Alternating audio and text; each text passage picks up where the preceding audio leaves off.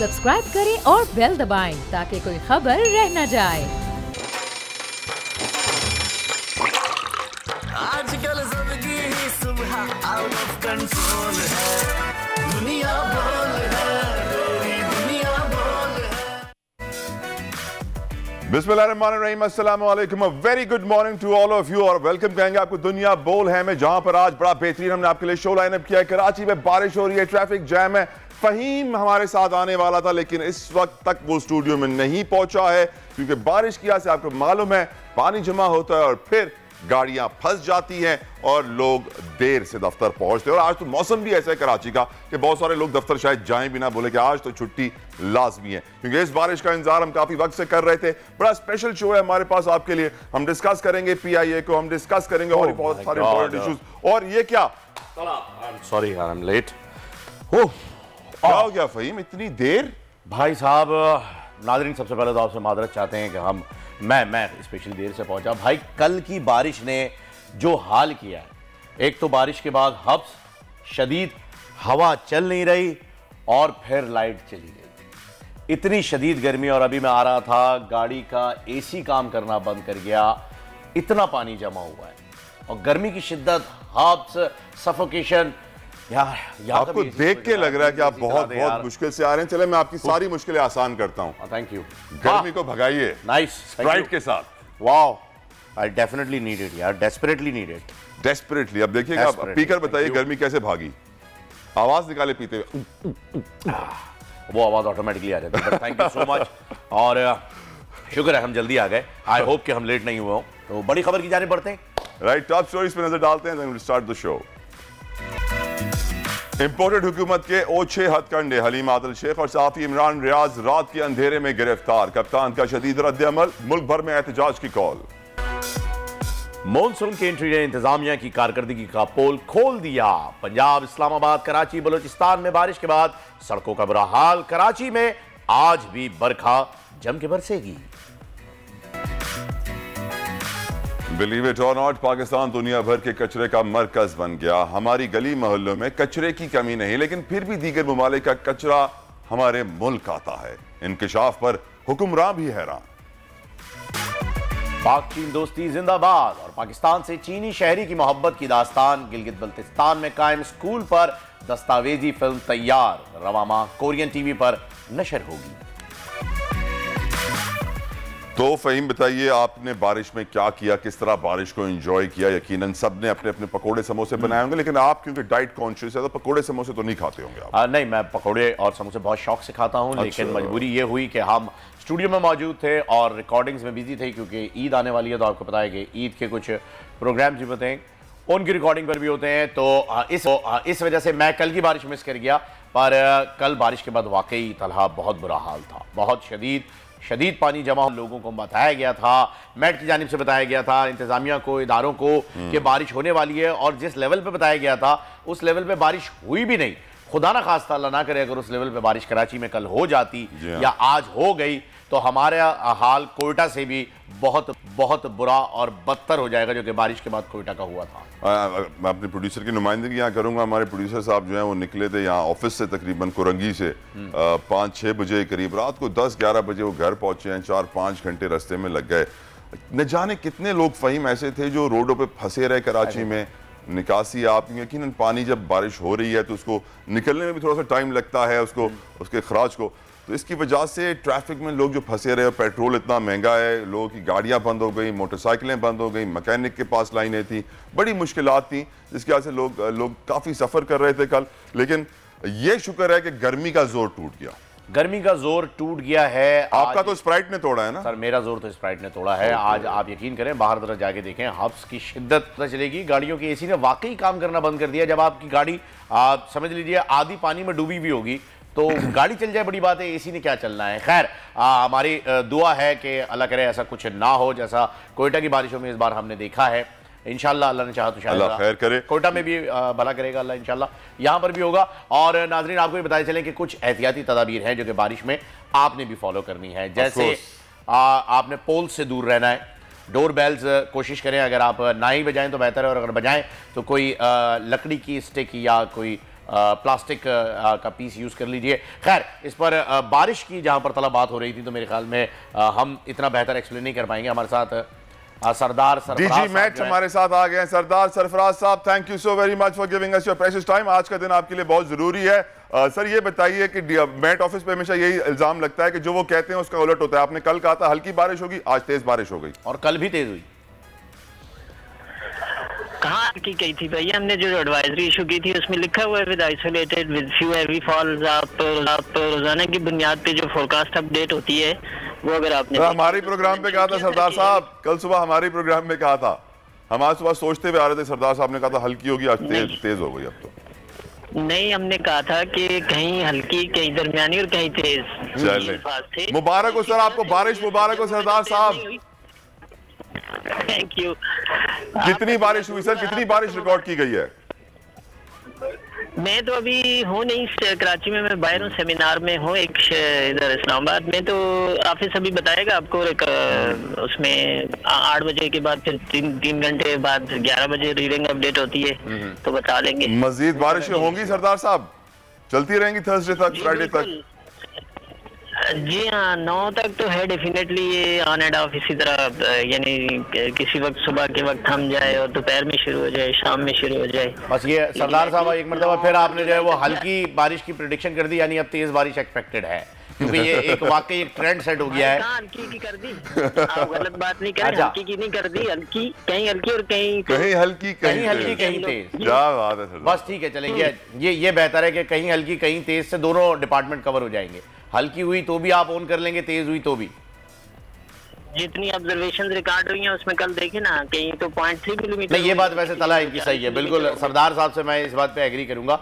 सरदार साहब ने कल धोखा नहीं दिया हमें, सरफराज साहब ने कल इन्होंने कहा था कहीं हल्की कहीं तेज, और आप ही की बात को सेकंड किया था कि कराची इतना बड़ा शहर है कि कहीं धूप निकली हुई होती है और कहीं बारिश हो रही होती है। तो ऐसा ही हुआ, कल हमारे ऑफिस के अतराफ में इतनी ज़्यादा बारिश परसों नहीं हुई थी बल्कि कल हुई, और आज भी जो है वो बारिश शुरू हो गई है। तो सरदार सरफराज साहब इंशाल्लाह देखते हैं कि आगे बारिश का सिलसिला कैसा रहता है। आप ये बता रहे हैं कि 9 तारीख तक ये रहेगा, यानी ईद का जो स्पेल आने वाला था, ईद के दिनों में जो आपने 10 से लेकर 16 तक प्रेडिक्ट किया था वो अब खत्म हो रहा है?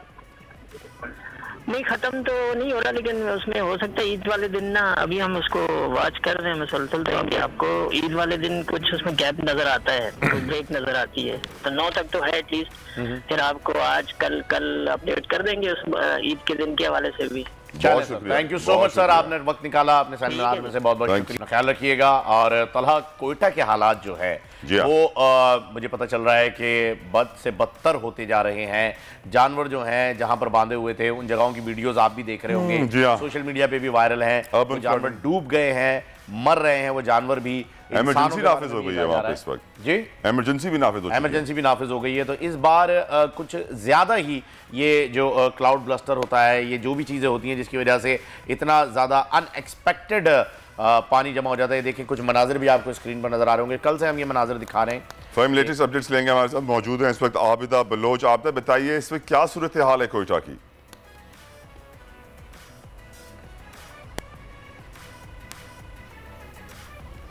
जी बिल्कुल, अगर कोयटा के हवाले से बात की जाए, न सिर्फ कोयटा बल्कि बलुचिस्तान भर में मानसून बारिशों की बात के हवाले से बात की जाए तो 4 जून से जो बारिशें स्टार्ट हुई और उन बारिशों के बायस PDMA की रिपोर्ट के मुताबिक जो सबसे ज़्यादा बलुचिस्तान में नुकसान हुआ है वो कोयटा में हुआ है, जिसमें जो है छतें भी गिर गई और दीवारें झोंपड़ियों पे गिर गए, जिसमें एक ही ख़ानदान के जो है 6 अफराद जो है जामबाग हुए। और इस वक्त टोटल जो कोयटा समेत बलुचिस्तान भर में अगर जामबाग अफराद के हवाले से ये सैलाबी रेले में जो है बात की जाए तो 25 जो है हलाकतें हो चुकी है और मुतअद्दिद जो अफराद है वो ज़ख्मी भी हुए हैं, मकाने जो है मंदम हुए हैं, जो जानवरें हैं वो भी जो है इसमें मर गए। और ये भी जो है बताती चलूँ कि लोगों ने अपने कुर्बानी के भी जानवर लिए थे, क्योंकि ईद की भी आमद है, ईद करीब है, तो उन्हें जो है इस चीज़ पर भी जो है काफ़ी नुकसान हुआ। लेकिन ज़्यादातर अगर जानी नुकसानों के हवाले से बात की जाए तो उसमें बच्चे, ख़वातीन सभी जो है सैलाबी रेले में जो है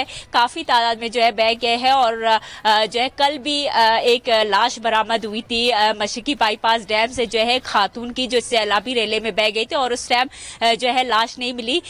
कल ही जो है दोपहर की टाइम उसकी जो है लाश बरामद की गई। ताहम अगर पाकिस्तान भर में बात की जाए इस हवाले से तो गवादर में जो है जो पाक फौज है उसको भी जो है अलर्ट कर दिया गया है और उसके जो है उसमें दे दिया गया है तमाम क्योंकि मानसून जो बारिशें हैं उससे काफ़ी बरसात में नुकसान हो रहे हैं। और दूसरी जानिब अगर हम देखें तो हमारे एक तरफ जो ज़िले इंतजामिया है महकमे मौसमियात की जानिब से भी अलर्ट जारी किया गया था कि जो है मानसून की जो नई लहर है वो बलूचिस्तान और सिंध में दाखिल होने वाले है और इससे जो है सैलाबी जो खदशा है रेला है वो उसका भी खदशा है। उसके साथ साथ नदी नालों में जो तुगयानी का भी खदशा है। लेकिन हम लोगों ने देखा 4 जून में के दिन जो बारिश हुई है 1 बजे से बारिश स्टार्ट हुई तो तकरीबन 2 घंटे में ना सिर्फ दूर दराज इलाके मुख्तलिफ इलाकों में बल्कि कोयटा शहर को भी हम लोगों ने देखा कि उसकी जो सड़कें और फुटपाथ है वो नजर नहीं आ रहे थे। बहुत शुक्रिया आपका, बहुत शुक्रिया आपने तफसीलात से आगाह किया और वाज़ेह 2 घंटों में पूरा मंजर चेंज हो जाता है। फ़हीम 2 घंटे में ऐसी बारिश पड़ी जिसे आप क्लाउड बर्स्ट भी कहते हैं और भी बहुत सारी टर्मिनोलॉजी मुख्तलिफ चीजें कहा जाता है, लेकिन 2 घंटे काफी होते हैं इस फ्लडिंग के लिए, क्योंकि काफी परेशान की बात है। और इस वक्त हमारे साथ मौजूद हैं जवाद मेमन साहब, आप माहिर मौसमियात हैं। जवाद साहब, एक सवाल मेरा यहाँ बनता है, क्लाइमेट चेंज के हवाले से, ग्लोबल वार्मिंग के हवाले से बड़ी बातें हो रही हैं और दुनिया भर में हम देख रहे हैं कि वेदर साइकिल चेंज हो रहा है। हमारे क्रॉप्स को बड़ा मुश्किलात का सामना करना पड़ा, फार्मर्स फंसे हुए थे, ज्यादा गर्मी पहले पड़ गई, आम के बाग मुतासर हुए। तो इस वक्त आप क्लाइमेट चेंज की सूरत हाल कैसे देखते हैं? क्योंकि हम यही देख रहे हैं कि बारिशें काफी वक्त से कम पड़ रही थी, स्नोफॉल भी कम हुआ, अब बारिशें शुरू हो रही हैं तो फ्लड्स आ रहे हैं। How do you see this?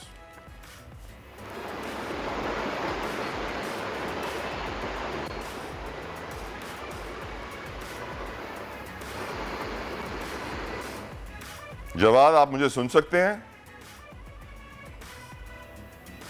Sorry, अब आपकी आवाज आई है? जी, मेरा आपसे सवाल था, क्लाइमेट चेंज की सिचुएशन को आप कैसे देख रहे हैं? क्योंकि हम ये देख रहे थे कि मुल्क में एक्सपर्ट्स बता रहे थे कि स्नोफॉल कम है, बारिश कम है, धूप ज्यादा पड़ गई थी, फसलें तबाह हो रही थी। अब बताया जा रहा है कि बारिशें पड़ते ही सैलाबी सूरत हाल पैदा हो गई है। आप क्लाइमेट चेंज की थ्रेट को कैसे देखते हैं इस वक्त?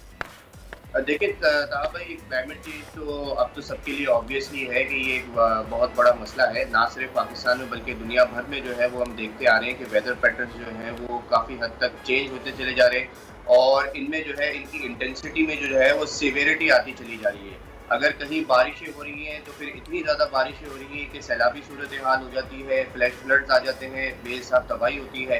कहीं अगर ड्राउट्स हैं तो वो इतने ज़्यादा प्रोलॉन्ग और इतने ज़्यादा इंटेंस हो जाते हैं कि पानी ना होने की वजह से जो है वो बेहिसाब नुकसान शुरू हो जाते हैं।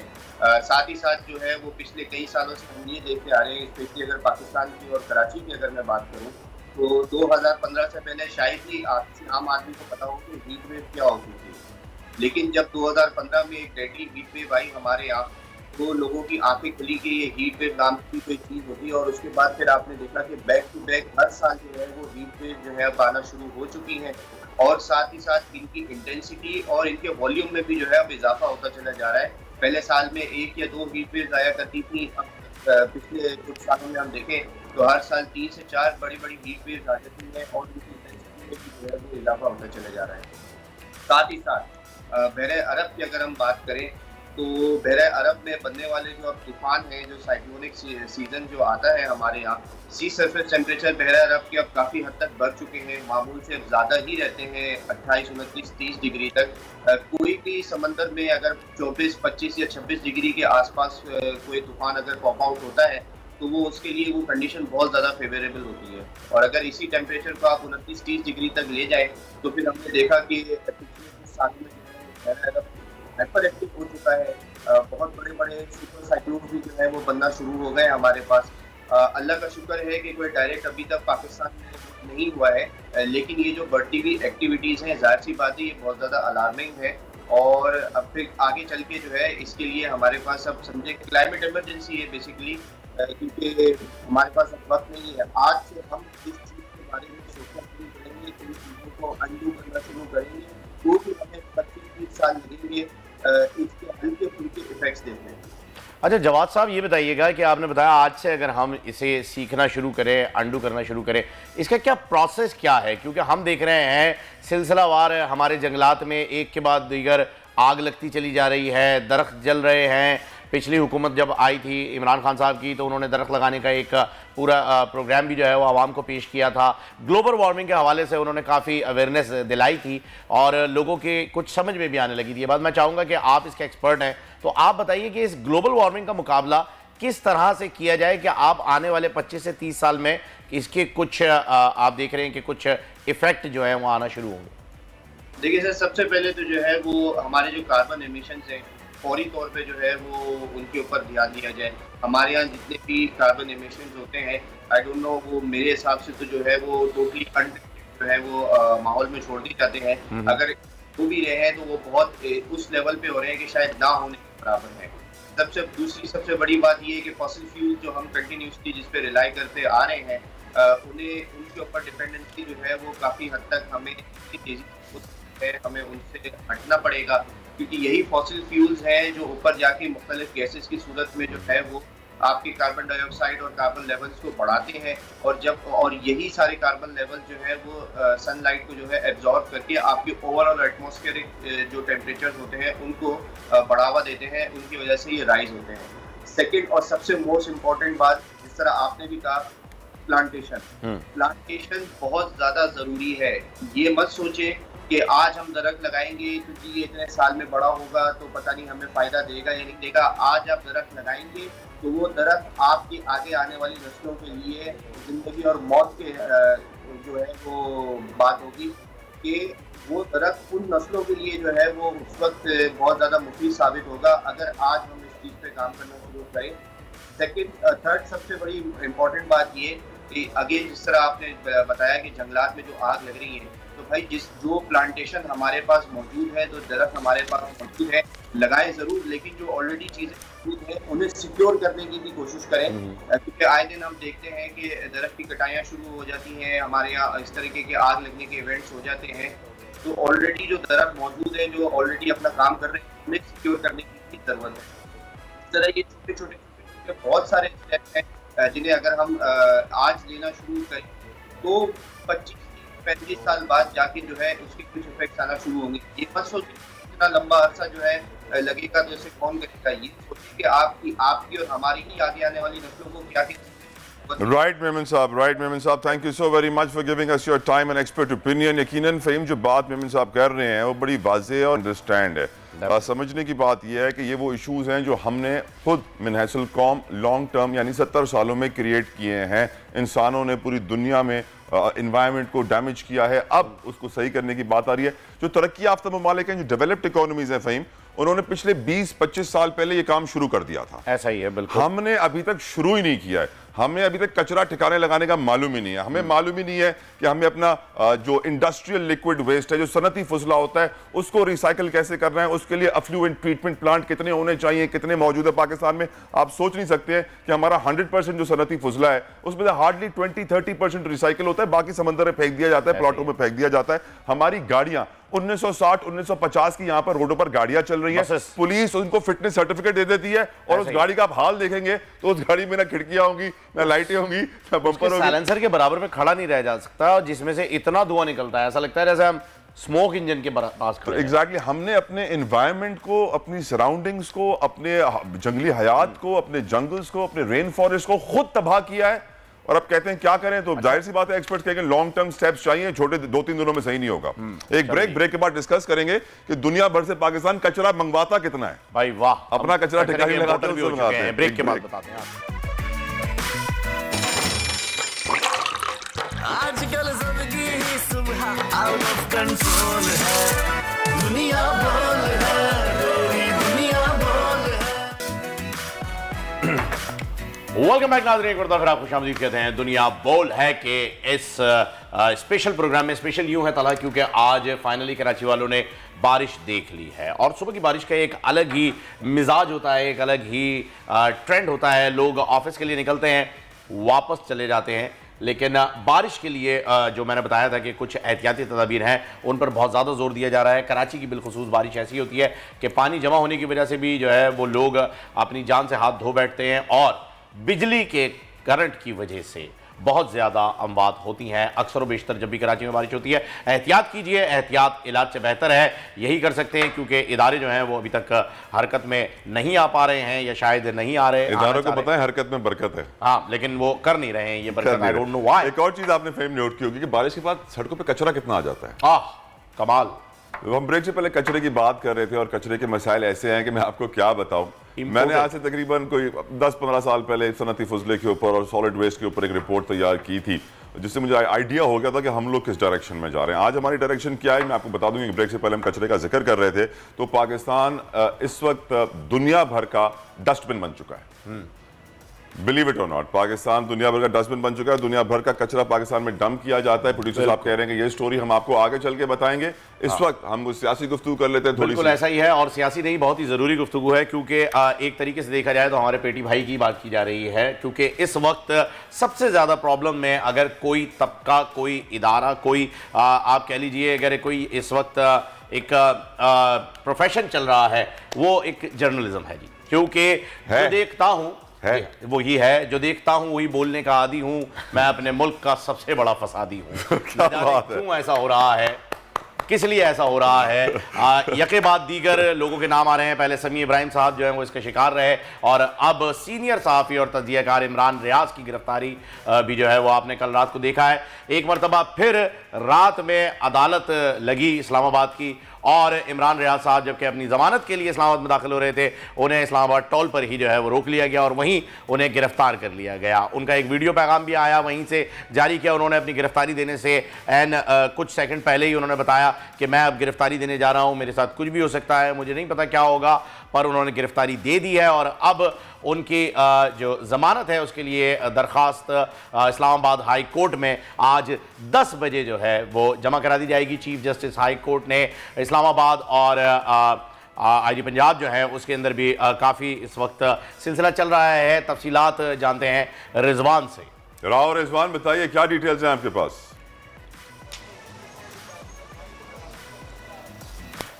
जी गुज़िश्ता रात जो है सीनियर सहाफ़ी और एंकर पर्सन इमरान रियाज को जो है इस्लामाबाद टूल प्लाजा की हदूद से जो है गिरफ़्तार किया गया।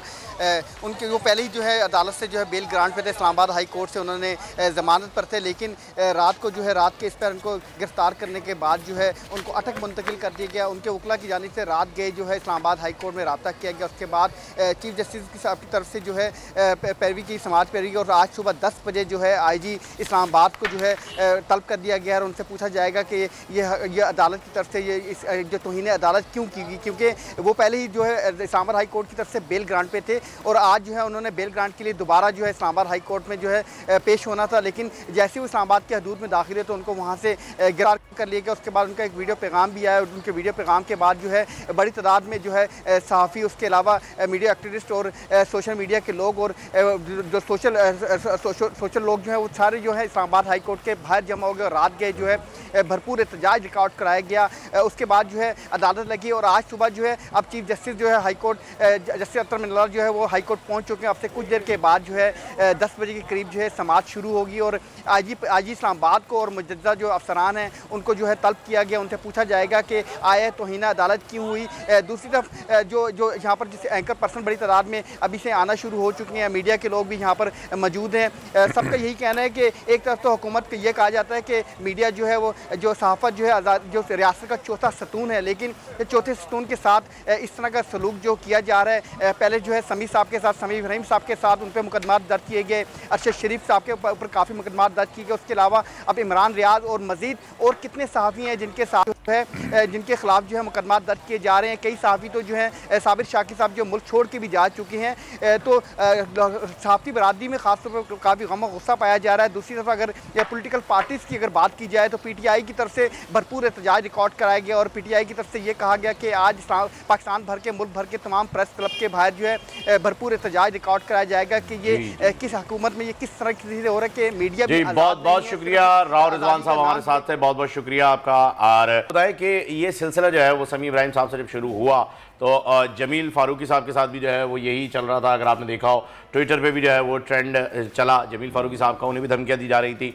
फिर इमरान खान साहब ने भी यही कहा है कि सहाफ़ियों के साथ इम्पोर्टेंट हुकूमत जो है वो कैसा सलूक कर रही है, क्योंकि ये वही सहाफ़ी हैं जो उस वक्त तक बहुत अच्छे थे, बड़े नेक थे, बड़े पारसा थे जब आप अपोजिशन में थे।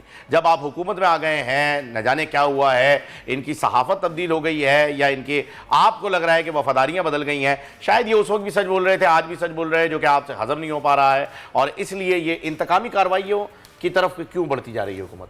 यकीनन हम देख रहे हैं कि सियासी जमातें जो हैं बौखलाहट का शिकार हैं फ़हीम, एंड वो एक्सट्रीम स्टेप्स उठा रहे हैं, और वो ज़ाहिर ही बात है जब वो किसी की आवाज़ दबा नहीं सकते हैं तो फिर आवाज़ बंद करना चाहते हैं, और बंद करने के लिए बहुत सारे रास्ते होते हैं। लेकिन मैं एट द सेम टाइम ये बात भी करूंगा, साथ साथ एक और पॉइंट भी इसके साथ जोड़ूंगा, वो ये है कि हमें सोचना चाहिए, हम सब साफ़ी हैं, हमें सोचना चाहिए कि हम इस मकाम पर कैसे पहुंचे, क्यों पहुंचे, हमने क्या ऐसे काम किए थे कि हम इस स्टेज पे आ गए हैं। क्योंकि यकीनन आज मुल्क में ऐसे सहाफ़ी भी हैं जो बुलेट प्रूफ गाड़ियों में चलते हैं, जब चाहें बाहर शिफ्ट हो जाते हैं, और ऐसे सहाफ़ी भी हैं जो अपनी तनख्वाह का इंतजार कर रहे हैं कि मैं बकरा ईद पे कुर्बानी कर सकूं। तो ये सोच रहे हैं कि यार क्या मेरे 2 महीने 3 महीने इतने पैसे फंसे हुए निकल के आएंगे कि नहीं। तो हमें सोचना चाहिए कि हम मिनहसल सहाफ़ी कहां पहुंचे हुए हैं, क्यों पहुंचे हुए हैं, क्योंकि यकीनन ताली एक हाथ से नहीं बजती, 2 हाथों से बजती है। हमारी भी कुछ गलतियां हैं और उनकी भी कुछ गलतियां हैं, हम दोनों को अपनी गलतियां सुधारनी हैं। काली भेड़ें हर शोबे में होती हैं, यकीनन हमारे पास भी हैं। खैर, कचरे पर अगर हम बात करें, जो थोड़ी देर मैंने आपको बताया था कि पाकिस्तान को दुनिया ने अपना डस्टबिन बना लिया है, कचरा फेंक रहे हैं यहाँ पे। अब मुझे आप बताइए कि हम इतने सालों से फ़हीम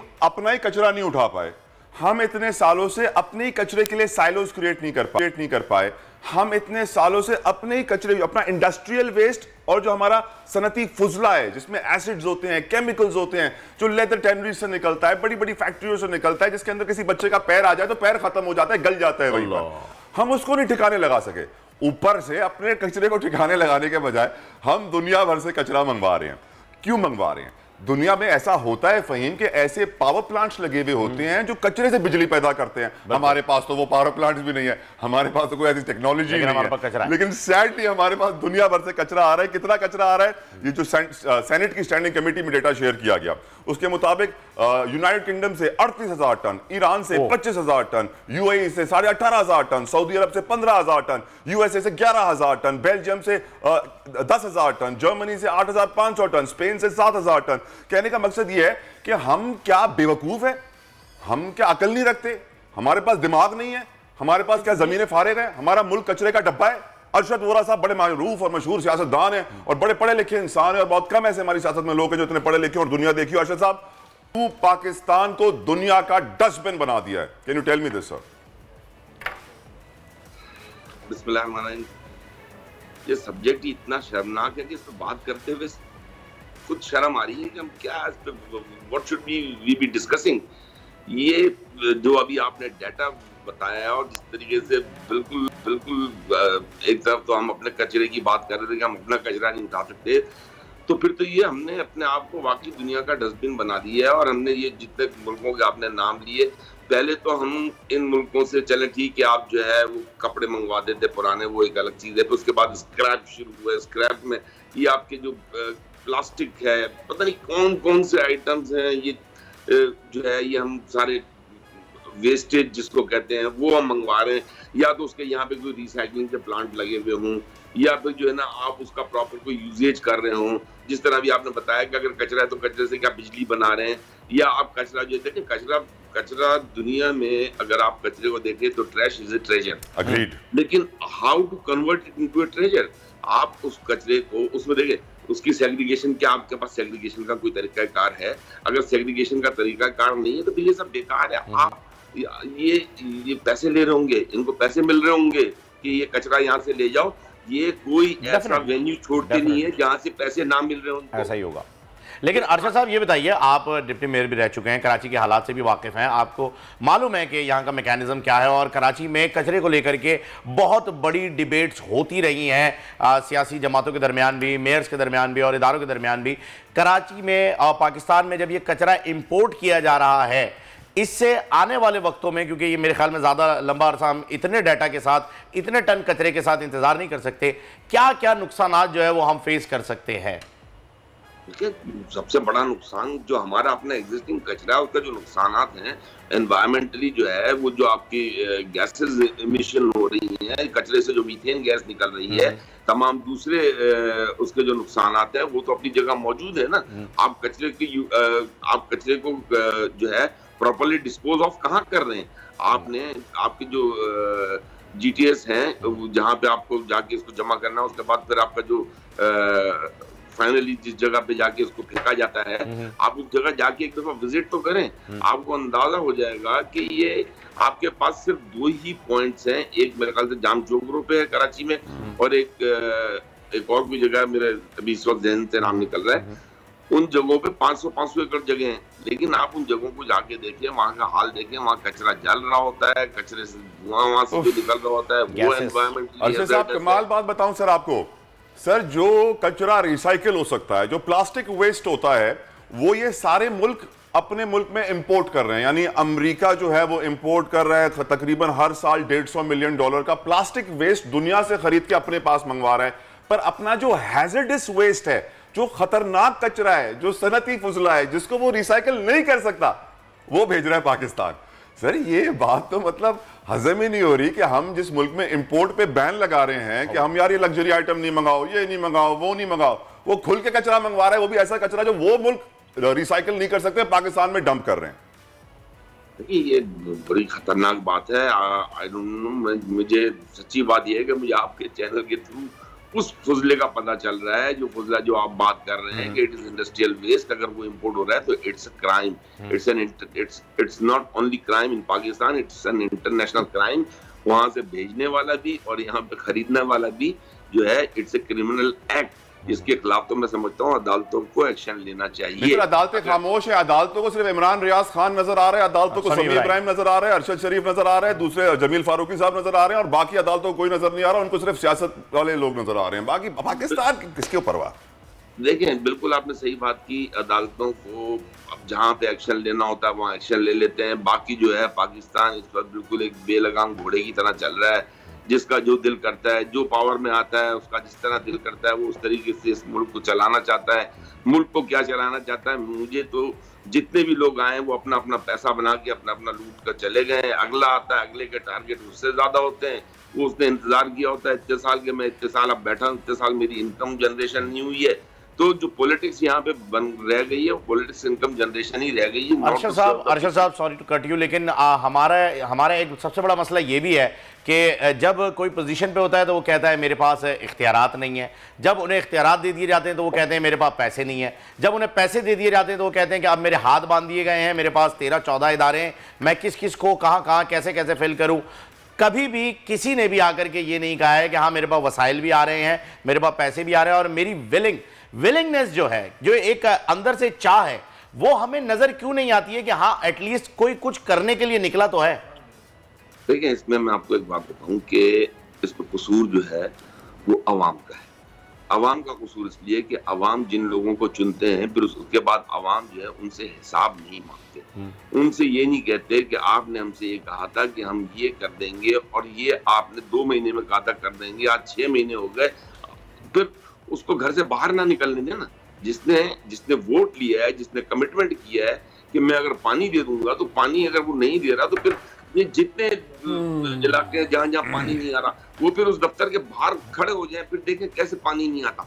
सारी चीजें पॉसिबल हैं। यहाँ पे सबसे बड़ा प्रॉब्लम यही है कि जो आपने अपनी बात की कि इख्तियार नहीं है और दूसरी जो बातें करते हैं ये सब गलत बातें हैं। विद इन अवेलेबल रिसोर्सेज जो कुछ हो सकता है। कराची के पास इतना सेल्फ जनरेशन है रेवेन्यू का कि आपको अंदाजा नहीं है।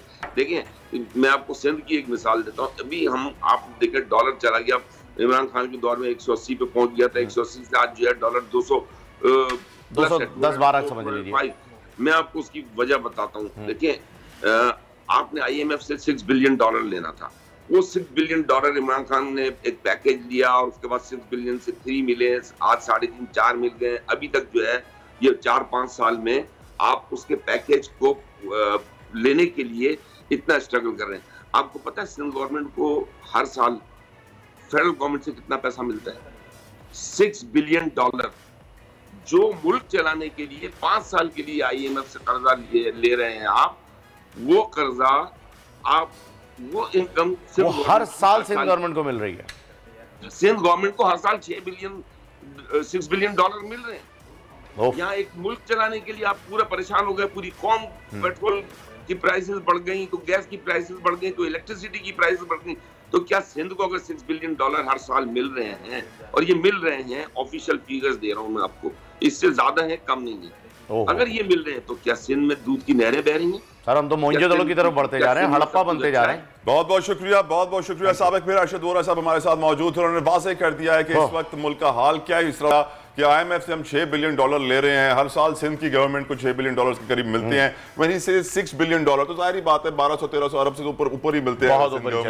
और ये बात हमेशा से हम देख रहे हैं कि हलीम आदिल शेख साहब करते आए थे कि सिंध हुकूमत ने 1500 अरब रुपए खर्च कर दिए, गिरफ्तार हो गए तला, इसीलिए तो गिरफ्तार हुए कि वो ये कहते थे कि 1500 अरब रुपए कहां खर्च हुए हैं, बताओ तो सही। गवर्नमेंट एक चीज और बता चलूं कि अदालत ने नोटिस लिया है IG इस्लामाबाद के खिलाफ। अदालत के ऑर्डर नहीं थे उन्हें अरेस्ट करने के, IG इस्लामाबाद ने अरेस्ट किया और इसीलिए 10 बजे उन्हें तलब कर लिया है। वो भी पहुंचने वाले, उन्होंने प्री अरेस्ट बेल दे दी थी और उसे रिन्यू करवाने के लिए इमरान रियाज आ रहे थे। बेल इस बार जो है पास मौजूद, हाँ, इस बार इमरान रियाज साहब के फेवर में ही अदालत खड़ी हुई है। ऐसा नहीं है कि हमें सपोर्ट नहीं कर रहे, बिल्कुल, लेकिन हम कचरे का डब्बा बन चुका है। पाकिस्तान दुनिया का डस्टबिन है, मान लीजिए आप बात, ये बना दिया गया है। हमारे जो स्टेटस यही है, हमारे लग्जरी पे पाबंदी, और आपने इतना treasure, trash is a treasure, आपने ट्रेजर रिपोर्ट कर लिया। ये बड़ी अच्छी बात कही थी वोरा साहब ने। कराची में सिर्फ 65,000 खानदान कचरे पे पलते हैं। ऐसा ही है, कचरे से अपना रोजाना खाना चुनते हैं और फिर अपना घर चलाते हैं। ये कचरा खजाना है, लेकिन जो कचरा वहां से आ रहा है वो रिसाइकलेबल ही नहीं है। ऐसा ही है, वो ऑलरेडी रिसाइकल होकर आ रहा है नाजरीन। और हम ले रहे हैं अब एक ब्रेक, क्योंकि ब्रेक भी बहुत जरूरी है। और हम कचरे पर बात तो कर चुके हैं, आप भी इस बारे में जरूर सोचिएगा। बिला जरूरत जो है वो कचरा और ये प्लास्टिक जो है, इसे आप भी जो है अपनी गाड़ी से बाहर फेंकना बंद कर दीजिए। इस पर मजीद बात करेंगे, लेकिन एक ब्रेक के बाद ये आदत भी हमें छोड़नी पड़ेगी। तला बहुत जरूरी, बहुत जरूरी। आजकल जिंदगी ही सुबह आउट ऑफ कंट्रोल है, दुनिया बोल है, तेरी दुनिया बोल है।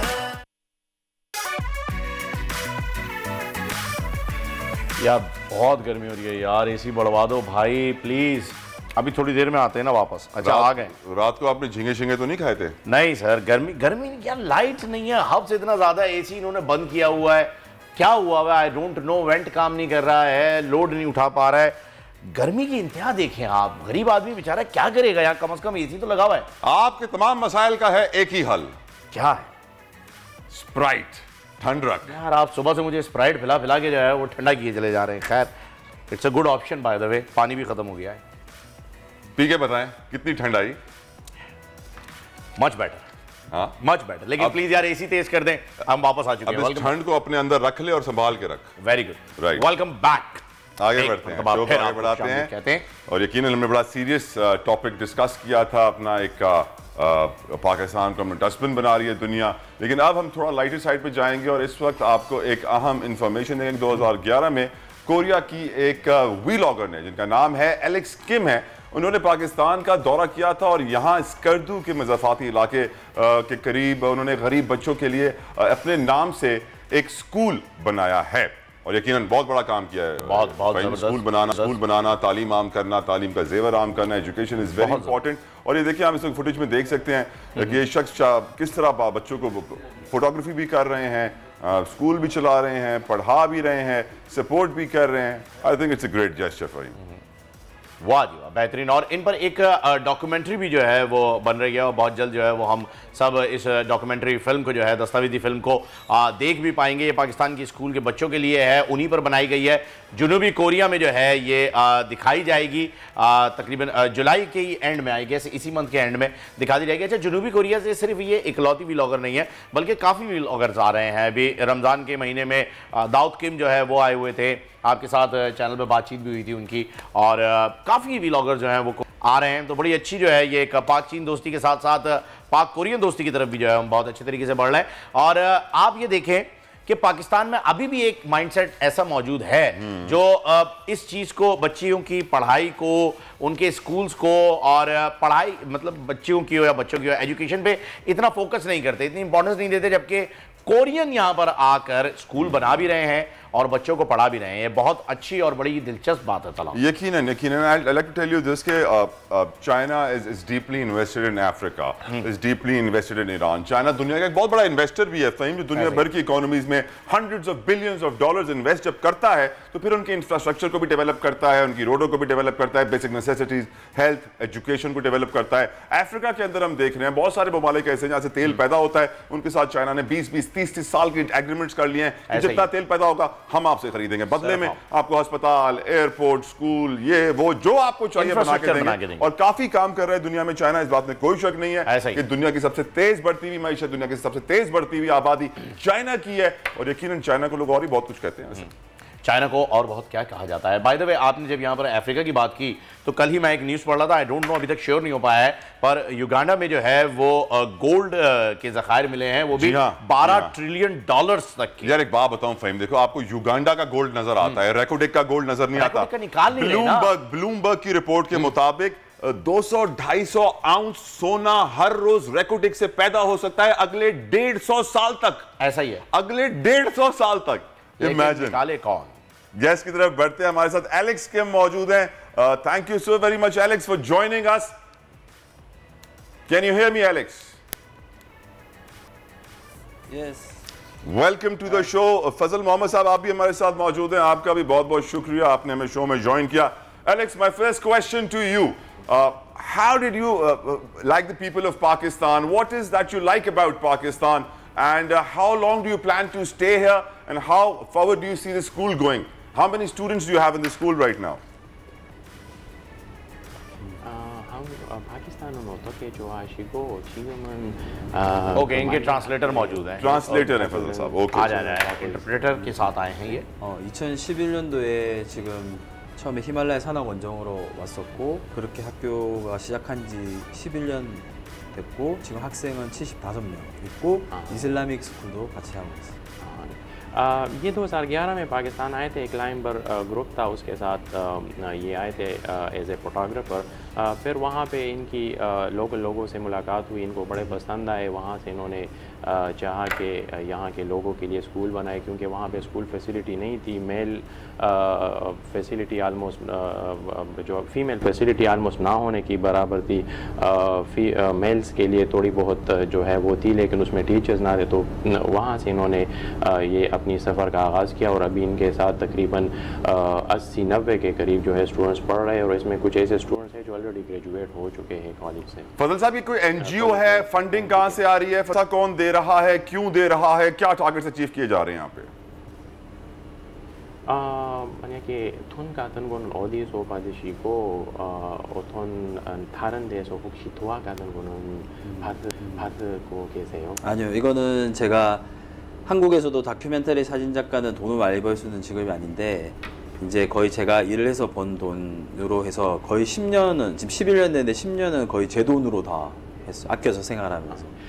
ये तकरीबन 20 साल से, अभी इनकी उम्र काफ़ी है, 40 साल से ऊपर है, 20 साल से फोटोग्राफी कर रहे हैं और तब से जो है ये अपनी इनकम जो है बना रहे हैं और अपनी मदद आपके तहत जो है ये वो स्कूल चला रहे हैं, बना रहे हैं। उसके जो है रिसोर्सेज जो है अपनी रिसोर्सेज से उसको फ़ंड कर रहे हैं, टीचर्स को दे रहे हैं, स्टूडेंट्स को जो है बुक्स वगैरह उनकी जितनी भी फैसिलिटीज़ है वो उनको प्रोवाइड कर रहे हैं, किताबों तक।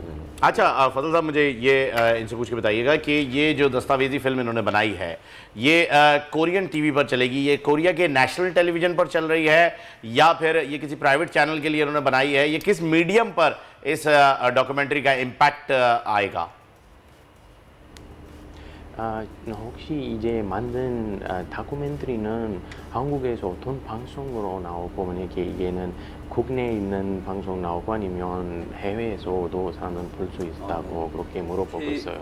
KBS라고 저희 대한민국에서도 가장 유명한 이제 채널이고, 여기서 주로 찍는 거는 왜 이 가난한 사진 작가가 이 먼 나라에까지, 한국 사람도 사실은 파키스탄 잘 모르는데 먼 나라까지 와서 왜 교육을 하는지, 그리고 이제 얼마나 이 사람들이 순수하고 좋은 사람이고 착한지, 그러니까 정말 그런 모든 포지티브한 긍정적인 중심으로 나갈 거고, 아마 이 방송으로 인해서 많은 한국 사람들이 파키스탄이 얼마나 아름답고 또 사람들이 착한지 보여줄 거로 기대하고 있습니다. ये कोरिया की एक बहुत ही इंतहाई मशहूर जो है चैनल है KBS के नाम से, कोरिया ब्रॉडकास्टिंग सर्विस के नाम से है।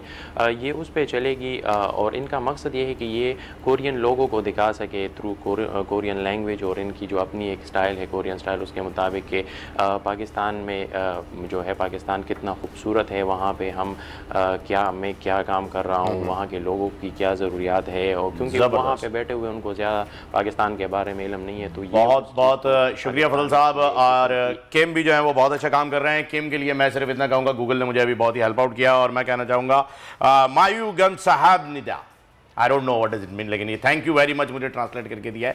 तो किम आई होप यू। घोड़ा चला हंस की चाल, अपनी चाल भी भूल गया। हाँ, मुझे पता चला था आपने ऐसा ही किया था। Now you can walk properly.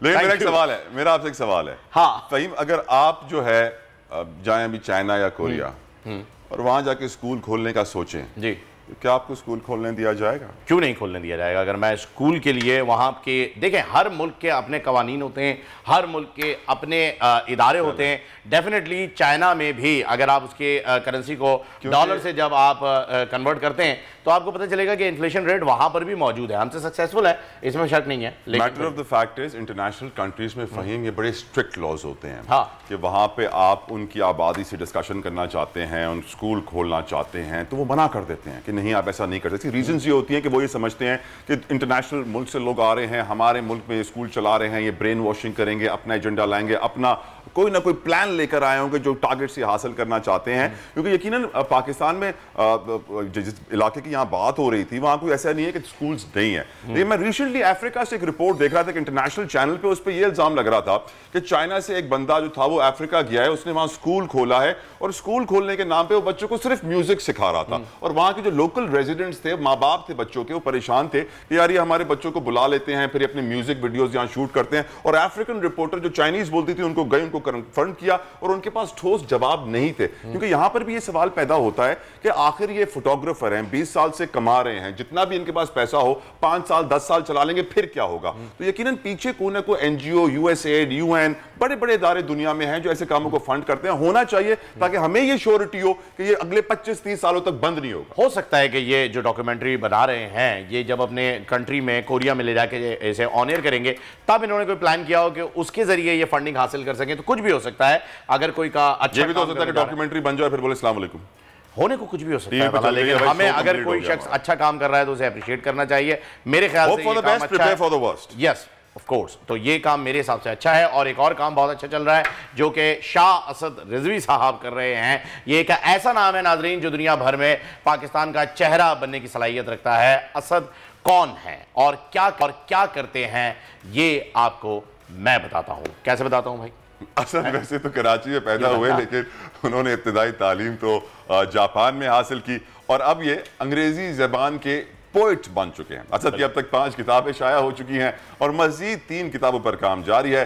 Asad कहते हैं कि दिल की आवाज़ को लफ्ज़ों में ढालने का मकसद दुनिया में मौजूद तमाम अफराद की हौसला अफजाई। असद की सारी बात बताने के बाद अब हम असद को ले लेते हैं। बिल्कुल जी, द फेस ऑफ लव, जिसका पोस्टर भी असद।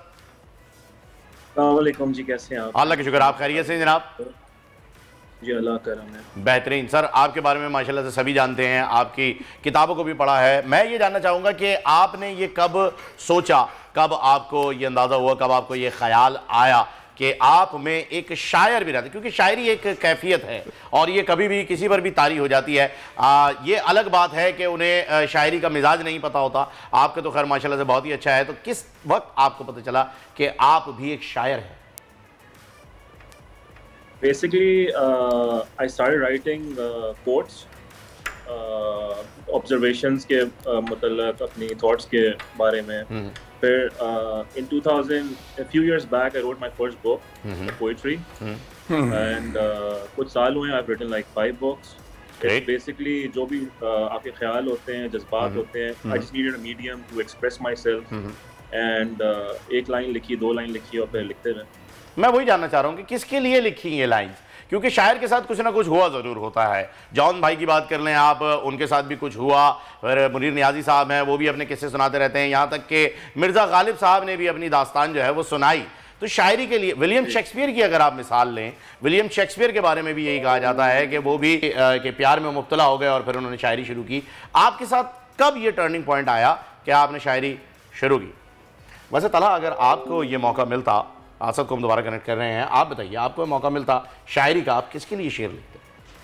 मैं जिससे सबसे ज़्यादा प्यार करता हूँ, जिस घर का ग़ुलाम हूँ, जिसकी वजह से मैं समझता हूँ कि दुनिया चल रही है, जो हमारे तख्लीक का मकसद है, the reason for me being in this world इस ग़ुलामी मोहम्मद मुस्तफ़ा सल्लल्लाहु तआला अलैहि वसल्लम। तो मैं अगर शायरी लिखता इश्क में तो आका दो जहां रहमतुल लिल आलमीन वजह तख्लीक कायनात सल्लल्लाहु तआला अलैहि वसल्लम मोहम्मद मुस्तफ़ा सल्लल्लाहु अलैहि वसल्लम के लिए लिखता, और किसी के लिए नहीं लिखता, और उनके घर के लिए लिखता, पंचतन पाक के लिए लिखता, क्योंकि हम उनके उस घर के नौकर है। अब वापस चलते हैं इस पोइट्री के बाद, इसका जिक्र है नाच गाना। नहीं, ये इनकी किताब है, इनकी किताब का नाम है। आसद साहब हमारे साथ कनेक्ट हो चुके हैं। हेलो, ओके जी, आसद साहब की लाइन जो है वो ड्रॉप हो गई है, तो अब हमें रुख करना है मंडी की जानिब, क्योंकि आपको पता है बड़ी ईद की बड़ी तैयारियां शुरू हो चुकी हैं, लेकिन मॉनसून भी जोबन पर है। एशिया की सबसे बड़ी मार्केट मंडी जो है वो कराची में लगती है। कराची में है, कराची पड़ी है बारिश, और अभी हमें जो मंडी लाहौर से जुनैद अहमद ज्वाइन कर रहे हैं, इस्लामाबाद से अलादित्ता खान। पहले रुक कर लेते हैं लाहौर का। कराची की मंडी से हम आपको अपडेट नहीं करेंगे, चाहे वो एशिया की चाहे बड़ी मंडी ही क्यों ना हो, और लाहौर से रुक करते हैं। बताइए जी, लाहौर में क्या सूरत हाल है इस वक्त? जी हाँ, ईद कुर्बान करीब आ रही है, तो इस हवाले से लाहौर की मवेशी मंडियों की रौनकें जो है वो इस वक्त अपने अरूज पर दिखाई देती है। मुख्तलिफ किस्म के जानवर को यहाँ पर मेरे कैमरामैन आसिफ आपको दिखा सके तो खूबसूरत ऊँट यहाँ पर लाए गए और इन्हें खूबसूरत तरीके से मुख्तलिफ चीज़ों के ज़रिए जो है वो सजाया गया है, ताकि ये गाहक को जो है वो जो ख़रीदार है उनको और ज़्यादा खूबसूरत लगे। मुख्तलिफ तरीके से मुख्तलिफ चीज़ों से इनकी सजावट की गई है। इनकी कीमतों के अंदर भी मुसलसल जो है वो इजाफा देखने में आ रहा है, और इस दफ़ा जो ये ऊँट जो सजावट वाला ऊँट है, तो इसकी कीमत मैंने से व्यापारी से पूरी, तो कहते 6.5 लाख रुपए का इसको फरोख्त करेंगे। इसे व्यापारी से भी बात करते हैं। वजन ऊँट से तो आप लोग ले आए हैं, इनको सजा भी दिया, यहाँ पर खरीदार नजर नहीं आ रहे। हाँ जी, गाहक नहीं है। ऊँट बड़ा सोहना जानवर है, अखला बेदांग है, 6 लाख 5 लाख 7 लाख तक जा रहा है, लेकिन खरीद अगर 5 लाख 6 लाख का ऊँट दोगे तो कैसे कोई खरीदेगा? महंगाई इतनी है।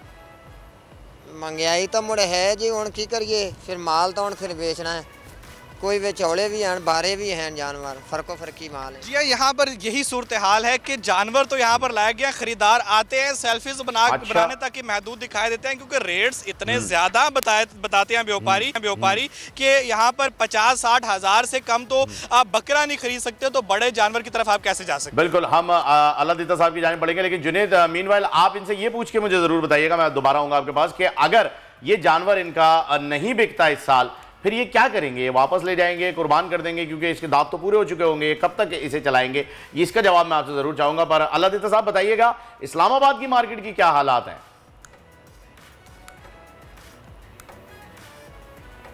जी बिल्कुल, इस्लामाबाद की मवेशी मंडी में भी रौनकें लग चुकी हैं, खूबसूरत जानवर लाए गए हैं। ये बकरे आप देख सके, बकरे राजनपुर नस्ल के बकरे हैं जो लाए गए हैं। इनकी कीमत 1,20,000 से 1.5 लाख तक बताई जा रही है। बकरों की कीमत जो पिछले साल 60 से 70 हज़ार थी खूबसूरत बकरों की, इस साल वो बकरों की कीमत 1,20,000 से 1.5 लाख तक है। अगर बैल भी खूबसूरत जानवर लाए गए हैं।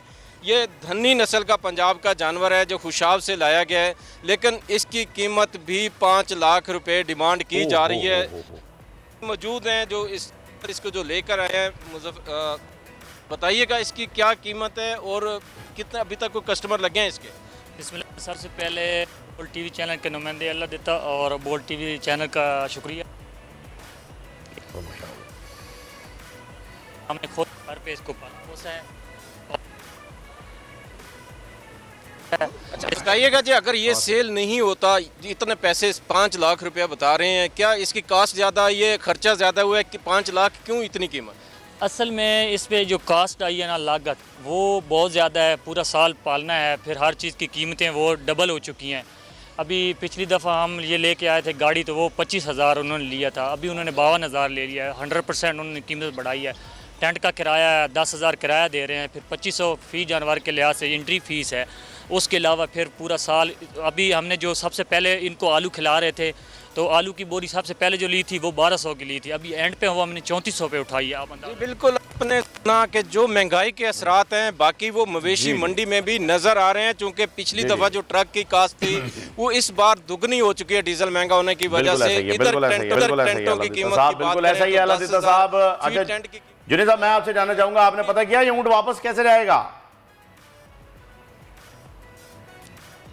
जी हाँ, यहाँ पर यही सूरत हाल देखने में आती है कि जब कोई जानवर जो है वो नहीं फरोख्त होता तो उसको जैसे जैसे वक्त गुजरता है उसकी कीमत जो है वो कम कर दी जाती है, और उनकी कीमत कम करने से यही की जाती है कि उसको फरोख्त कर दिया जाए, क्योंकि आखिरी दिन जो है वो होता है कि वहाँ पर ख़रीदार भी ज़्यादा होता है तो उस दिन चांस ज़्यादा होता है। हमारे साथ एक और भी व्यापारी मिलता है। भजन कीमतें ज़्यादा हैं, अगर ये नहीं बिकेगा तो फिर क्या करेंगे? इसका कीमतें ज़्यादा हैं तो फिर ये वापस नहीं लेके जा सकते, क्योंकि इतने पीछे से दूर से किराए ले भर के आते हैं, तो इसलिए जो खर्चा होता है ना वो पूरा भी हो जाए ना, तो वो इसलिए फिर वापस। बहुत बहुत शुक्रिया जुनेद। अल्लाह जो हमें जुनेद रिपोर्ट कर रहे थे लाहौर से, अल्लाह रिपोर्ट कर रहे हैं इस्लामाबाद से। यकीनन मंडियों में मंदी है क्योंकि महंगा है। बहुत बहुत शुक्रिया। हमें बताया जा रहा है एक शार्प ब्रेक लेने का। लीजिए sharp break.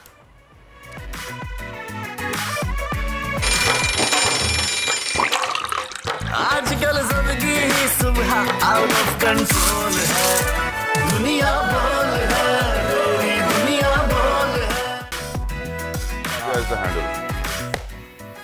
Welcome back to दुनिया बोल है। और अब ब्रेक के बाद हम आपको बताएंगे कुछ जुम्बा डांस के हवाले से, कुछ सितारों के हवाले से, जिसके लिए हम चलते हैं अब फहीम के पास।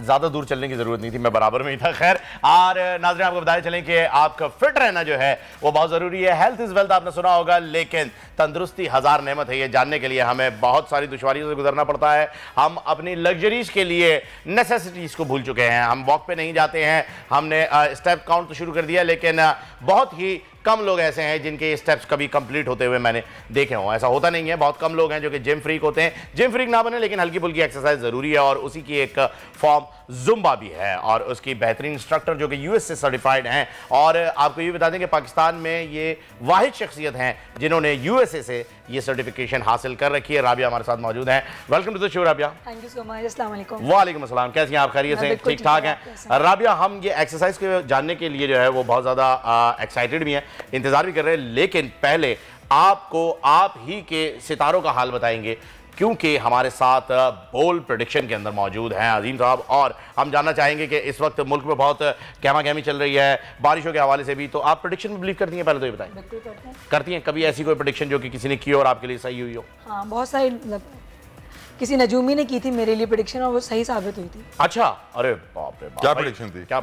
यही थी कि मैं आगे जाके कोई प्रोफेशनल किसी फील्ड में। मजीद आपका फ्यूचर हम पता करते हैं शेख अजीम से। ओके जी, अस्सलाम वालेकुम। जी वालेकुम सलाम। हाँ जी, कैसे मिजाज है शेख साहब? खैरियत से हैं आप? ठीक ठाक अल्हम्दुलिल्लाह ठीक ठाक। शेख साहब अल्लाह का शुक्र है। शेख साहब, सितारे क्या कह रहे हैं? सितारों से आगे जहां और भी हैं, लेकिन वहां जाने का वक्त अभी नहीं है। अभी हम थोड़ा यहाँ पर इस जहां में वक्त गुजारना चाहेंगे। ये हुकूमती निज़ाम दरम बरम हो रखा है, कुछ समझ में नहीं आ रहा है क्या चल रहा है क्या नहीं चल रहा है। कुछ लोग प्रेडिक्ट कर रहे हैं कि इलेक्शन 2 महीने बाद हो जाएंगे, कुछ प्रेडिक्ट कर रहे हैं कि जी मार्च में ही होंगे। तो ये सियासी पंडितों को तो हम छोड़ ही दें। फिलहाल अगर हम बात करें सितारों की लैंग्वेज में, क्या चल रहा है? अभी सितारों की लैंग्वेज में एस्ट्रोलॉजी ही बता रही है कि इस वक्त प्लैनेटरी कंडीशन इतनी वर्स्ट हुई हुई है कि जो भी गवर्नमेंट में होगा, जिसके पास भी गवर्नमेंट होगी, इनको शदीद मुश्किलात का मजीद सामना होगा, सबसे पहली बात। और ये मैंने पहले भी ये बताया था लास्ट वीक भी कि मुश्किल फैसलों के नाम पे बहुत सारी चीज़ें होंगी, स्कैंडल्स आएंगे, चीज़ें आएंगी, इनके अपने मिनिस्टर्स के स्कैंडल्स आएंगे। इलेक्शंस में जो आगे अपकमिंग इलेक्शंस हैं, इनमें अभी करंट गवर्नमेंट को नाकामी हो सकती है। ओहो, यानी ज़मीनी इंतखाबात के लिए आप ये प्रेडिक्ट कर रहे हैं? जी बिल्कुल कर रहा हूँ प्रेडिक्ट कि नाकामी होगी। जी, करंट गवर्नमेंट को नाकामी हो सकती है, और वहां जाके ये अभी कुछ फैसले और अभी 2-3 दिन बाकी हैं। अभी इससे पहले जो 2 दिन चल रहे हैं, 7-8 तारीख तक, 9 तारीख तक जो चीजें चल रही हैं, यहाँ पे जाके चीजें मजीद वर्स्ट होंगी, मजीद खराब होने के चांसेस है। और यहाँ जाके मजीद अपोजिशन मिलेगी, अवाम का गुस्सा, अवाम को जो रिलीफ नहीं मिलेगा, उसकी वजह से और मजीद परेशानियां गवर्नमेंट अपने। शेख अजीम साहब मुझे ये बताइएगा, आपने अभी कहा कि जो करंट गवर्नमेंट है इन्हें नाकामी होगी, तो इनके ऑपोजिशन में तो इस वक्त सिर्फ पीटीआई है। आप ये कह रहे हैं कि स्टार्स इस वक्त फेवर कर रहे हैं पीटीआई को ज़मीनी इंतखाबात में? नहीं, मैं आपको बताता हूँ, हम देखते हैं एस्ट्रोलॉजी में बनाते हैं हॉरोस्कोप पाकिस्तान का। ओके, जो इस वक्त रूल कर रहा होगा पाकिस्तान को, जिसके हाथ में इस वक्त गवर्नमेंट होगी, जो जिनके पास डिसीजन पावर होगी, उनके लिए प्रॉब्लम्स रहेंगी। अपोजिशन तो अपना रोल प्ले करेगी ही करेगी, और पीटीआई को इस वक्त भरपूर सपोर्ट, अवामी सपोर्ट भी मिलेगी और सियासी सपोर्ट भी मिलेगी। ओके जी, तो आप गवर्नमेंट के हवाले से बता रहे हैं, तो गवर्नमेंट जो लोग चला रहे हैं, आपने उनकी बात की, तो आसिफ अली जरदारी साहब जो है हमारे एक्स प्रेसिडेंट, वो भी एक बहुत बड़ा नाम है और गवर्नमेंट बनाने में और चलाने में उनका भी एक बड़ा मकाम है इस वक्त की जो गवर्नमेंट है पीडीएम की। तो मुझे बताइएगा उनके सितारे क्या कह रहे हैं, क्योंकि उनसे अगर ये सवाल किया जाएगा तो वो जरूर यही कहेंगे ऐसे सितारे ही नहीं रखे जो हमारी फेवर में ना हो। अच्छा, नहीं, उसमें ये है कि नेक्स्ट वीक जो उनके लिए आ रहा है थोड़ा सा प्रॉब्लमैटिक है, उनकी हेल्थ के इश्यूज इस वक्त बहुत ज्यादा है और अचानक से सामने आएंगे। कोई ऐसी चीज हो सकती है नेक्स्ट वीक में कि आसिफ अली जरदारी साहब को मेडिकेशन के लिए या किसी और चाहे ट्रैवल करना पड़े। अल्लाह खैर करेगा इंशाल्लाह। मेडिकल के ट्रैवल से हमें याद आया कि एक साहब मेडिकल के लिए गए थे, ट्रैवल के लिए 2 हफ्ते की छुट्टियां लेके, छुट्टियां एक्सटेंड हुई 2 साल तक, 2 साल से भी बढ़ चुकी है। मियां नवाज शरीफ साहब के बारे में कुछ बताइए, उनके स्टार्स और उनके प्लेटलेट्स क्या कह रहे हैं? हाँ जी, उनके स्टार्स ये कह रहे हैं कि अभी उनके आने के चांसेस कोई नहीं है लेकिन अगर उनके आने के चांसेस बनेंगे तो सितंबर और अक्टूबर में जाके बनेंगे, जो कि मैं पहले भी कह चुका हूँ कि अक्टूबर नवंबर जो है वो इलेक्शन के महीने, वहाँ पे जाके इलेक्शन हो सकते हैं। जुलाई बहुत इंपॉर्टेंट है। चलें जी, बहुत बहुत शुक्रिया अदीम साहब, बहुत बहुत शुक्रिया आपका। और तलहा, शब के जागे हुए तारों में लगी, आपके आने की एक आस थी अब जाने लगी। यहाँ तो प्रेडिक्शन आ गई है कि मियाँ साहब अब भी नहीं आ रहे हैं। खैर, प्रेडिक्शन की बात है, सब कुछ है अल्लाह ताला के हाथ में, देखते हैं कहाँ तक ये प्रेडिक्शन सही होती है। तो अब आपके जुम्मा पर वापस आते हैं हम। आपको पता चल गया मुल्क में क्या होने जा रहा है। जरदारी साहब के बारे में उन्होंने कहा हो सकता है उनकी तबीयत खराब हो। आपका ये जो जुम्बा क्लासेस हैं ये मेडिकेटेड भी हैं या ये एक मिनट, आपको मालूम है जुम्बा क्या होता है? एक डांस फॉर्म है, it's a dance form, dance exercise, Latin American based. हाँ, और ये बेसिकली डांस फॉर्म है। पहले व्यूअर्स को ये बताएं कि जुम्बा होता क्या है, आप समझाइए Rabia. Okay, Zumba basically totally cardio form और फिटनेस एक्सरसाइज प्रोग्राम है जो कि लैटिन अमेरिकन बेस्ड है। 2001 में ये डेवलप्ड हुआ और कोलंबिया के जो इंस्ट्रक्टर थे उन्होंने इसको डेवलप किया था, उनका नाम बेतो परेज था। उसके बाद से उस दिन से वो इंस्ट्रक्टर्स को गाइड करते हैं, हम जाके सर्टिफिकेशंस लेते हैं। हमारे मोबाइल में एक एप्लीकेशन दे दी जाती है जिसका नाम होता है जिन। जिन मीन्स जुम्बा इंटरनेशनल नेटवर्क। जितने भी इंटरनेशनल नेटवर्क के जो ट्रेनर्स होते हैं वो सब उससे जुड़े हुए होते हैं और फिर हम अपनी क्लास में जाके उस ऐप के थ्रू जो म्यूज़िक प्रोवाइडेड होता है हम वो वही सेम म्यूज़िक अप्लाई करके लोगों को एक्सरसाइज करवाते हैं। जबरदस्त, यानी इसके अंदर वो बीट्स होती हैं जो कि आपको मालूम है कि स्पेशली डिजाइन होती हैं, स्पेशली डिजाइन कोरियोग्राफ्ड होता है पूरा और हमें घर में वो वीडियोस भेजी जाती हैं, हम उसकी घर में प्रैक्टिस करके भी क्लास में स्टूडेंट। अच्छा, अभी ये भी बताइएगा, ये वेट लॉस प्रोग्राम है या ये फिटनेस प्रोग्राम है या ये मेडिकेटेड प्रोग्राम है, ये क्या है, फॉर्म क्या है? जुम्बा बेसिकली है ही फिटनेस प्रोग्राम और इसके अंदर फुली कार्डियो फॉर्म वर्कआउट होता है। इसमें कार्डियो है, हाई इंटेंसिटी वर्कआउट है, इसके बेनिफिट्स बहुत ज़्यादा हैं। सबसे ज़्यादा आपको पता है वर्कआउट करने से स्ट्रेस रिलीव होता है इंसान का। जितना ज़्यादा वो वर्कआउट करेगा, हमारी जितना आजकल सोसाइटी में जितना स्ट्रेस है, फिर ये आ जाता है। अब आते हैं हम बच्चों पर। बच्चों के लिए भी फिटनेस को डिज़ाइन इस तरह से किया गया है कि बच्चे को भी स्कूल जाते हैं, उनको भी स्ट्रेस होता है। आजकल स्कूल में भी जुम्बा क्लासेस हो रही हैं। बिल्कुल, मैं स्कूल में भी करवाती हूँ, डिफरेंट स्कूल्स में एज अ फ्रीलांसर मैं।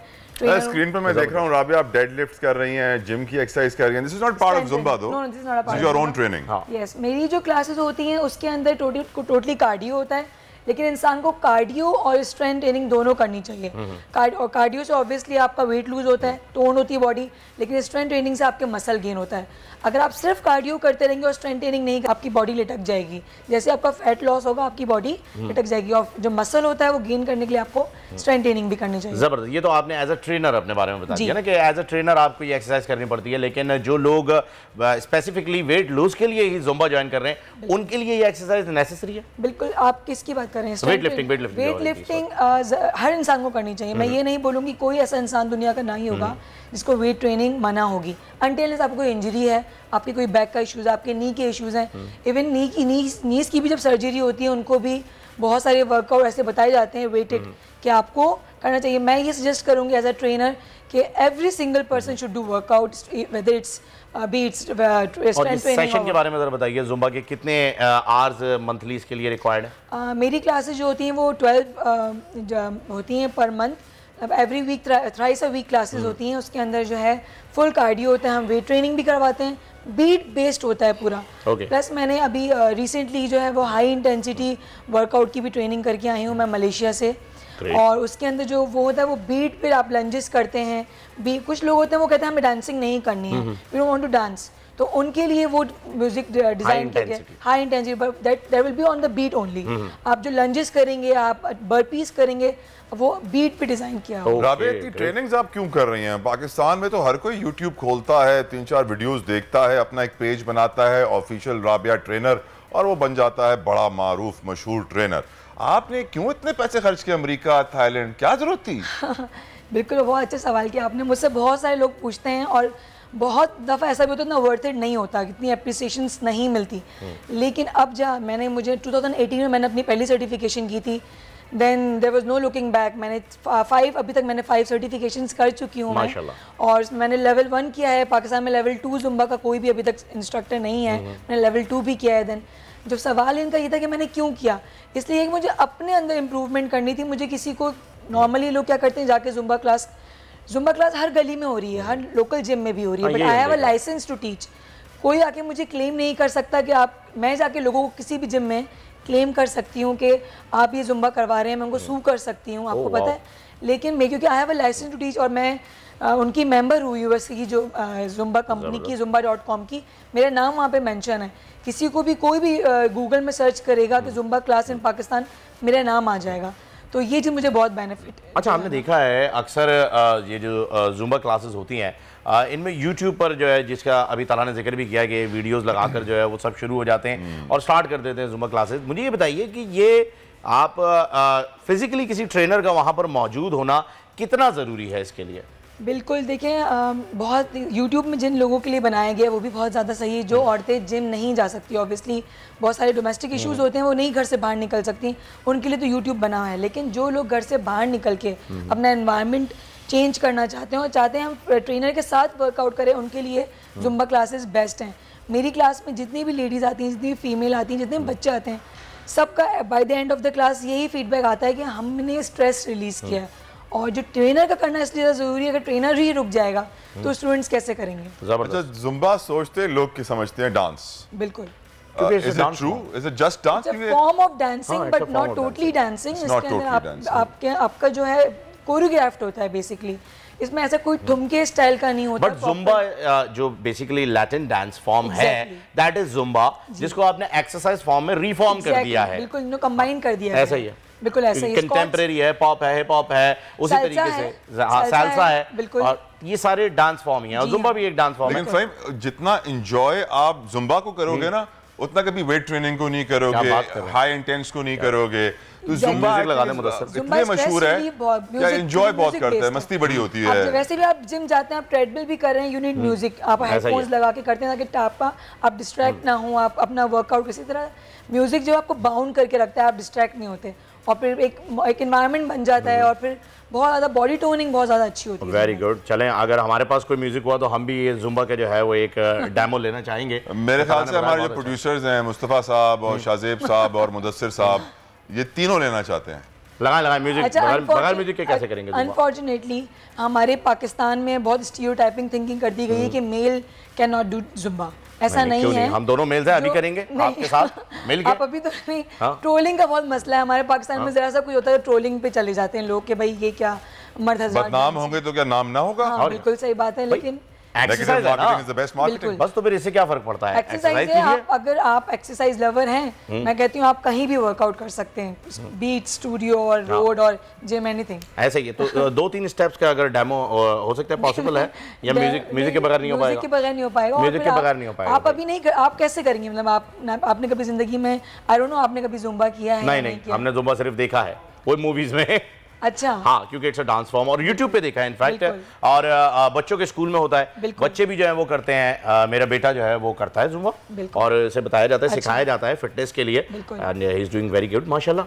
तो ये वाकई ये जरूरी है। बच्चे जो है वो कोऑर्डिनेशन सीखते हैं। बच्चों के लिए सबसे बेसिक चीज जुम्बा में है, वो उनको आपस में कोऑर्डिनेशन सीखते हैं। हाँ, सिंक्रोनाइज्ड होते हैं सारे। जुम्बा में अगर सब राइट पे है तो सब बच्चे राइट पे जा रहे हैं, इंस्ट्रक्टर लेफ्ट पे, तो बच्चे भी दोस्त है, वो उनकी कोऑर्डिनेशन बहुत अच्छी होती है। अच्छा, कोऑर्डिनेशन के लिए भी है, बहुत ज्यादा अच्छी। चलो, मैं सिर्फ इसे अभी तक यही समझ रहा था कि ये वेट लूज के लिए कोई प्रोग्राम है, और जो ओवरवेट होते हैं वो लोग इसे अडॉप्ट करते हैं। उसका मेन बेनिफिट है ना, वो है आपका स्ट्रेस बहुत ज्यादा रिलीज होता है। ऑब्वियसली हमारे हैप्पी हार्मोन्स रिलीज होते हैं। कोई भी आप वर्कआउट करते हैं, आपके एंडोर्फिन्स जो हमारे हैप्पी हार्मोन्स होते हैं हमारी बॉडी के अंदर, वो रिलीज होते हैं आपकी बॉडी के अंदर से।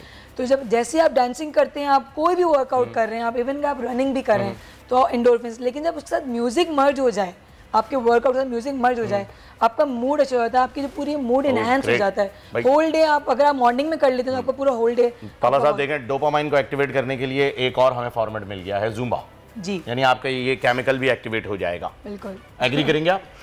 यार, आप केमिकल्स के पीछे क्यों पड़े रहते हैं? नहीं, ऐसे ही इन्होंने बताया ना कि भाई हैप्पी हार्मोन, बहुत सारी दुनिया में और भी चीजें हैं। फहीम, आप केमिकल्स हमेशा आप ये नहीं सोच रहे हैं कि बताना क्या चाह रही हूं, बताना ये चाह रही हैं कि ये एक्सरसाइज के साथ साथ मेंटल हेल्थ के लिए बहुत अच्छा है, स्ट्रेस रिलीज करता है, डिप्रेशन से दूर करता है। आप आसान अल्फाज, डोपामाइन वगैरह, ये सारी डोपामाइन आपके माइंड का वो केमिकल है जो कि आपको ये बताता है कि आप अब खुश हैं, अगर वो एक्टिवेट होता है तो, और नहीं होता तो वो बताता है खुश नहीं है। बहुत सारी पेशेंट्स मेरे पास, बहुत सारे ऐसे नशे भी है जिससे ये केमिकल निकलता है दिमाग में ना। नहीं, ये केमिकल दिमाग में नशों से नहीं निकलता, ये आपके दिमाग में ऑलरेडी मौजूद है, ये एक्टिव होता है। आपने नशे की बात की तो जुम्बा भी एक सॉर्ट ऑफ एडिक्शन ही है, जिसको जुम्बा की मतलब आदत हो जाए पे वो कोई और वर्कआउट नहीं कर सकता। Zumba is form of addiction, you know. Right. आपको अगर इंस्टाग्राम पे फॉलो करना चाहे लोग तो आपका हैंडल क्या है? मेरा है zin.rabia, zin.rabia। Right, thank you so very much Rabia for joining us. Instructor network. Interest हमें जुम्बा के बारे में बताया, और ये सारी गुफ्तगू सुनने के बाद मुझे यकीन है कि फहीम जो कि डोपामाइन का शौकीन है, वो जाएंगे जुम्बा की तरफ और अपना स्ट्रेस रिलीज करेंगे, दिमाग में केमिकल्स और रिलीज करवाएंगे अपनी, ताकि खुश रहें, उदास ना हो। मौसम अच्छा है, पानी भले सड़कों पर जमा हो, ट्रैफिक में आप भरे फंसे हो, हमारा प्रोड्यूसर कह रहा है शार्प क्लोजिंग, तो इसीलिए शार्प कर देते हैं फहीम। अल्लाह हाफिज। आजकल जिंदगी ही सुबह आउट ऑफ कंट्रोल है, दुनिया बोल है, तेरी दुनिया बोल है। सब्सक्राइब करें और बेल दबाएं ताकि कोई खबर रह न जाए।